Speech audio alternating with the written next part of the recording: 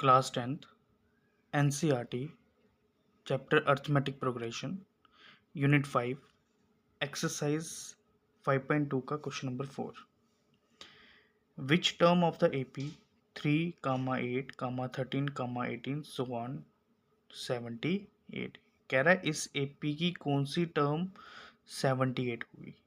तो हमने क्या निकालना है, n फाइंड करना है।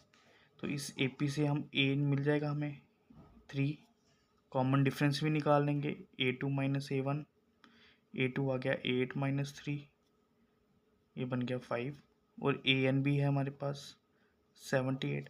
तो जनरल टर्म का फार्मूला लगाएंगे AN equals to A plus N minus 1 into D. AN आ गया 78, A आ गया 3 प्लस N माइनस 1, D आ गया 5। 3 यहाँ के माइनस हो गया, N माइनस 1 इंटू 5, ये बना 75, N माइनस 1 मल्टीप्लाई 5। अब ये मल्टीप्लाई हो रहा है, मल्टीप्लाई वहाँ जाके क्या होगा, डिवाइड। तो हम लिखेंगे 75/5 इक्वल्स टू N माइनस 1, 5 15 सा और N माइनस 1 कितना आ गया 15। तो N की वैल्यू कितनी आ गई 15 प्लस 1 यानी 16 टर्म। तो इस AP की 16 टर्म जो होगी वो 78 होगी। ठीक है, नेक्स्ट पार्ट क्वेश्चन नंबर 5। इसमें भी क्या करना है, नंबर ऑफ टर्म्स निकालनी है। तो AP क्या है 7, 13, 19 सो ऑन टू 205। तो A आ गया हमारे पास 7, D A2 माइनस A1 यानी 6 और AN आ गया 205। फार्मूला लगाएंगे AN का A plus N minus 1 into D. AN आ गया 205, A आ गया 7, N माइनस 1, D आ गया 6। 7 फिर ट्रांसपोज होगा, माइनस होगा N माइनस 1 इंटू 6। तो इन दोनों को माइनस किया तो कितना गया 198। अब ये मल्टीप्लाई या मल्टीप्लाई वहाँ जाके डिवाइड होगा, हम यहीं पे काट लेते हैं। तो 33 और N माइनस 1 की वैल्यू कितनी आ गई 33। तो माइनस 1 वहाँ जाके ट्रांसपोज हुआ, प्लस 1 हो गया। तो N की वैल्यू कितनी आ गई 34। तो कितनी टर्म्स होंगी इस AP में 34। तो ये 34th टर्म 205 बनेगी। ठीक है, नेक्स्ट है 18, 15 1/2, 13, सो वन माइनस 47। अब इसमें भी नंबर ऑफ टर्म फाइंड करनी है। तो A आ गया 18, D निकाल लेंगे A2 माइनस 18, A1 है 18। ये मिक्स फ्रैक्शन में कन्वर्ट करोगे फ्रैक्शन में तो बना ये 15 2 30, 30 प्लस 1 31/2 माइनस 18। एलसीएम ले लिया 2, 31 माइनस 36, तो ये बन गया -5/2 और AN है -47। फार्मूला लगा दिया AN का A plus N minus 1 into D. AN आ गया -47, A 18 plus N minus 1, D आ गया -5/2। इसको भी ब्रैकेट में रखेंगे। 18 ट्रांसपोज हुआ, N minus 1 -5/2, minus minus plus sign minus का 47 और 18 65 इक्वल्स टू N माइनस 1 -5/2। तो ये क्या होगा क्रॉस मल्टीप्लाई में। तो -65 multiply 2/-5 equals to N minus 1। Minus minus cancel हो गया, 5 1 ज़ा 5 13 ज़ा 13 2 ज़ा हो गया 26 N माइनस 1 और N माइनस 1 इक्वल्स टू 26। तो N आ गया 26 प्लस 1 इक्वल्स टू 27। ठीक है, नेक्स्ट है check whether -150 is a term of this AP। हमने बताना है क्या ये -150 इस AP की टर्म है। तो हम क्या करेंगे, इसको लास्ट टर्म मान के चलेंगे और फाइंड करेंगे N की वैल्यू। अगर N हमारा एग्जैक्ट आता है, यानी अगर नेचुरल नंबर में आता है आंसर N का, तो ये -150 क्या बनेगी, टर्म बनेगी। अगर वो डेसिमल में आए, फ्रैक्शन में आए, तो इसका मतलब -150 इस AP की टर्म नहीं बनेगी। तो A मिल गया इस AP से 11, D निकाल लेंगे 8 - 11 यानी -3, और AN ले लिया हमने -150, और फार्मूला लगा दिया AN का, A + n-1 into D। AN आ गया -150, A आ गया 11, n-1, D आ गया -3। तो -150, 11 इधर आके ट्रांसपोज हुआ -11, n-1 into -3। Minus minus plus होता है, साइन माइनस का, दोनों को प्लस किया कितना आ गया 161, n-1 इंटू -3। ये -3 इधर आके क्या होगा, divide, n-1 minus minus cancel. अब 161 जो है वो 3 का डिविजिबल नहीं है ना, क्योंकि इनको सम हम क्या करते हैं, प्लस करते हैं। कितना बना, 8 तो 3 के टेबल में आता नहीं है। जब 8 3 के टेबल में नहीं आएगा तो इसका मतलब 161 भी डिविजिबल नहीं है। तो जब 161 डिविजिबल नहीं होगा तो -150 is not a term of this AP। Clear. Next question number 7, and find the AP 31st term of an AP whose 11th term is 38 and the 16th term is 73। कह रहा है 31st टर्म फाइंड करनी है हमने, जिसकी 11th term कितनी है 38 और 16th टर्म है 73। तो हम इन दोनों टर्म से A और D की वैल्यू निकालेंगे। जैसे A11 आ गया हमारे पास 38, तो A11 का फार्मूला होता है A + 10D। अब मुझे बताओ कि आपके पास A की वैल्यू है या D की वैल्यू है। हमारे पास कोई वैल्यू नहीं ना, तो हम इसको नंबरिंग कर देंगे फर्स्ट इक्वेशन। दूसरी टर्म है हमारे पास 16, जिसकी वैल्यू कितनी है 73, और 16 टर्म को हम लिखेंगे A + 15D। ये इक्वेशन नंबर होगी सेकंड। इसका भी कोफिशिएंट सेम है, इसका भी कोफिशिएंट सेम है, साइन दोनों के सेम है, तो करेंगे subtract equation first and second.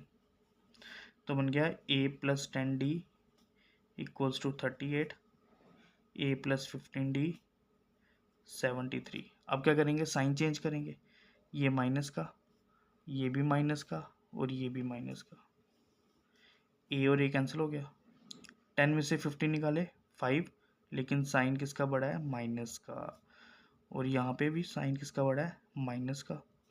73 में 38 निकाले तो 35, ये माइनस माइनस कैंसिल हुआ, 5 वहाँ जाके डिवाइड होगा, तो 5 से हम क्या करेंगे, कैंसिल कर देंगे। 5 कितने ज़ा 7 ज़ा, D की वैल्यू आ गई 7। अब D आ गया, अब A भी निकालना है, तो हम किसी भी इक्वेशन में D की वैल्यू पुट कर लेंगे।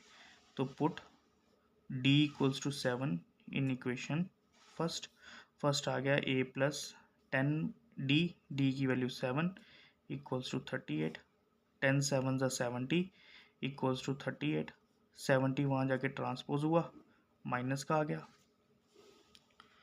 तो प्लस माइनस माइनस होता है, साइन आता है बड़े का, बड़ा माइनस का है, तो 70 में से 38 निकाले 32। अब क्या फाइंड करना है हमने, 31st टर्म। तो 31st टर्म का फार्मूला होगा A + 30D। तो A कितना आ गया -32, 30, D कितना आ गया 7, तो -32 + 210, तो दोनों को माइनस किया, आ गया 178, और साइन कौन सा आएगा, बड़े का, बड़ा कौन सा है, प्लस का। नेक्स्ट क्वेश्चन है, an AP consist of 50 term of which third term is 12 and the last term is 106। Third term 12 है और लास्ट टर्म 106 है। लास्ट टर्म कौन सी होगी, ये 50th, क्योंकि एक AP में 50 टर्म है, तो लास्ट टर्म कौन सी होगी, वो 50वीं टर्म होगी। तो हमने 29th टर्म निकालना है। तो सेम जैसे अभी लास्ट क्वेश्चन किया था, A3 आ गया 12, A3 को लिखेंगे A + 2D equation first. Next आ गया A50 106, A50 कितना होता है, A + 49D, ये इक्वेशन नंबर सेकंड, सब्ट्रैक्ट कर देंगे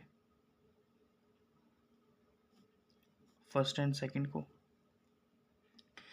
तो बन गया a plus 2d equals to 12, a plus 49d equals to 106। Sign change कर दिए, ये माइनस का, ये भी माइनस का, ये भी माइनस का, ये कैंसिल। 49 में से 2 निकाले, 47d, साइन बढ़ेगा, इनको भी माइनस किया, साइन बढ़ेगा, आ गया 94, माइनस माइनस कैंसिल, 47 2 ज़ा होता है 94, तो d की वैल्यू कितनी आ गई 2। अब d की वैल्यू 2 आ गई, किसी में भी पुट करो, हम इसमें फर्स्ट में पुट करते हैं, put d equals to 2 in equation first, तो फर्स्ट क्या बना, a plus 2 multiply 2 equals to 12, 2 2 ज़ा 4 इक्वल्स टू 12, 4 ट्रांसपोज किया, माइनस हुआ, तो माइनस करके आंसर कितना आ गया 8। अब निकालना है 29 टर्म, तो 29 टर्म को हम लिखेंगे a प्लस 28d, ठीक है। तो a आ गया 8, 28 इंटू 2, 28 2 ज़ा 56, 56 और 8 कितना आ गया 64, यानी 29 टर्म कितनी बनेगी 64। नेक्स्ट क्वेश्चन है, if third and the ninth term of an AP are 4 and -8, third term है 4, नाइन्थ टर्म है -8, कह रहा है which term of this AP is 0, इस AP की कौन सी वैल्यू जो होगी वो 0 होगी। तो सबसे पहले हम क्या करेंगे, यहाँ से इन टर्म से A और D की वैल्यू निकालेंगे, जैसे पिछले क्वेश्चन में हमने किया था, ठीक है। अब देखो A3 कितना आ गया 4, A3 कितना होता है A plus 2D, equation number first. ऐसे ही A9 आ गया -8, A प्लस AD में रिप्रेजेंट करेंगे -8, ये इक्वेशन नंबर सेकंड। फिर सब्ट्रैक्ट करेंगे फर्स्ट एंड सेकंड को,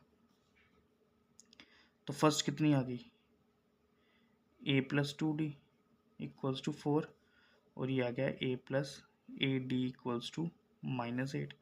तो सब्ट्रैक्ट किया, साइन चेंज हो जाएंगे, और ये माइनस का तो ये क्या बन जाएगा प्लस, ये कैंसिल हो गया। +2 में -8 निकाले तो -60, क्योंकि साइन बढ़ेगा आएगा, और 6 और 8 कितना हो गया 12। अब 8 प्लस का है, 8 माइनस का नहीं है, 8 प्लस का हो गया, तो ये प्लस प्लस प्लस होंगे, तो 8 और 4 कितने हो गए 12, 6 से काट देंगे, 6 2 ज़ा, तो d की वैल्यू कितनी आ गई -2। अब d -2 आया, तो हम पुट करेंगे किसी एक इक्वेशन में a की वैल्यू निकालने के लिए, फर्स्ट में पुट कर दो, तो बना a plus 2 into -2 equals to 4, 2 2 ज़ा 4, ये -4 वहाँ जाके क्या बना प्लस का, और 4 और 4 कितना हो गया 8। अब कह रहा है बताओ इस AP की कौन सी वैल्यू 0 है। अब हमें नंबर नहीं ना पता कौन सा नंबर है, तो हम क्या करेंगे, मान के चलेंगे लास्ट टर्म हमारी 0 है, तो जो n फाइंड होगा समझ लेना वो उतनी टर्म क्या होगी 0 होगी। तो an का फार्मूला लगा देंगे a plus n-1 into D, a आ गया 8, n-1, d आ गया -2, 8 वहाँ जाके माइनस होगा, -2 वहाँ जाके डिवाइड हुआ, माइनस माइनस कैंसिल, 2 4 सा, n-1 की वैल्यू कितनी आ गई 4, तो n की वैल्यू बन गई 4 + 1 यानी 5, यानी फिफ्थ टर्म इस AP की 0 बनेगी। और एक और चीज़, जब भी हमें n फाइंड करने के लिए बोला जाएगा ना, तो n हमेशा आपका नेचुरल नंबर में ही आंसर आएगा।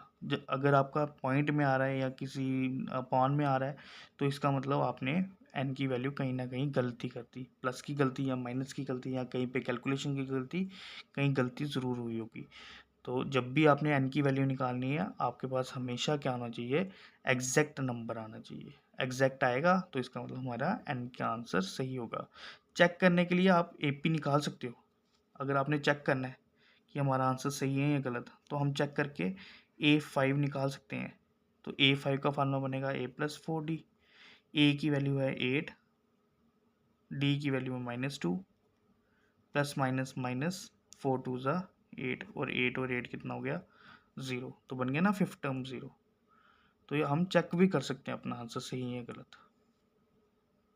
नेक्स्ट क्वेश्चन है the 17 term of an AP exceed it's 10th term by 7। कह रहा है एक एपी है जिसकी 17 टर्म 10th टर्म से 7x बड़ी है, तो बताओ उसमें कॉमन डिफरेंस कितना होगा उस एपी का। तो हमने क्या किया, अब इसको तीन टाइप से हम रिप्रेजेंट कर सकते हैं। हम ऐसे भी लिख सकते हैं कि इन दोनों टर्म के बीच में डिफरेंस 7 का होगा, या फिर 17 टर्म में 7 माइनस कर दें तो वो टर्म 10th बन जाती है, या फिर 10th टर्म में 7 ऐड करें तो वो 17 टर्म बन जाती है। अब इन तीनों में से हम कोई भी इक्वेशन बना के आंसर निकाल सकते हैं। ठीक है, तो ज़रूरी नहीं है कि आपने कोई भी या ऐसे ही बनानी है या ऐसे ही बनानी है या ऐसे ही बनानी है, आप कोई भी पैटर्न से बना सकते हो, बस कंडीशन सही होनी चाहिए। तो हम ये पैटर्न लेके चलेंगे कि इन दोनों के टर्म के बीच में कितना डिफरेंस आ गया 7 का। तो A17 हमें पता है A+16D होता है, और A10 कितना होता है A+9D। क्या हमने अभी ये स्टेटमेंट सही लिखी है? नहीं। क्यों? क्योंकि बाहर माइनस है, और जब बाहर माइनस होता है तो वो सभी टर्म के साइन को चेंज करता है, तो इसलिए हम यहाँ पे क्या लगाएंगे, ब्रैकेट लगा देंगे। तो ये बना A+16D। अब ब्रैकेट सॉल्व कर लेंगे, ये बन गया -A plus minus minus 9D। ए और ए कैंसिल हो गया, प्लस माइनस का था, तो 16 में से 9 गए 7D, और 7 कितने सा 7 होता है 1 सा, तो D की वैल्यू कितनी आ गई 1। तो इसका मतलब कॉमन डिफरेंस कितना निकल आया 1 का।